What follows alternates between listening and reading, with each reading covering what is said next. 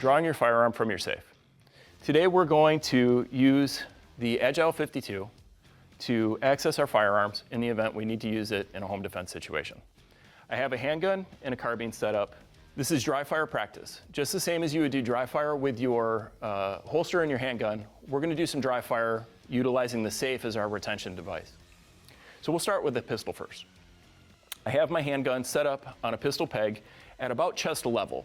This is going to allow me to reach into the safe and access the firearm free of any sort of obstructions.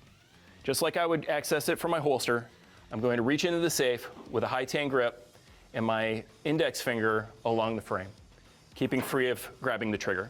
As I deploy the gun from the safe, I'm going to come to a high compression or a position stool, whatever position I've trained with or that you feel comfortable with. We'll place that back inside. One more rep with the handgun. Again, we're going to reach in with a high tan grip, index finger along the frame of the gun, coming to a high compression position or maybe position stool. Place that back in the safe. Next, we'll talk about the long gun. You can choose whatever firearm you feel comfortable with or whatever gun you've trained with.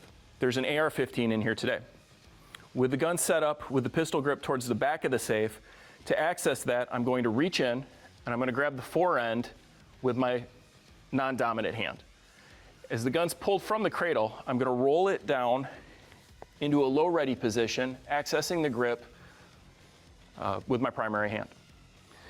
My sling has been staged inside the safe to make sure that it's free of the fire control unit, both the fire selector switch and the trigger.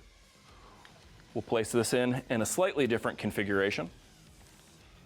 This time I have the pistol grip pointing towards the door of the safe in more of a traditional fashion of how we would store a firearm. In that fashion, I'm just going to reach into the safe with my left hand to the fore end of the rifle, and I'm going to roll it out into that low ready position. We can utilize a high ready or whatever position we train with to deploy the firearm. That'll be up to you. Just remember to keep your sling safe of the fire control unit, your fire selector, and your trigger. An alternative for deploying the rifle could also be by utilizing the metal hook inside of the safe to hang the gun in a muzzle down configuration from the buttstock or your sling. That'll allow you to access the firearm with your primary hand.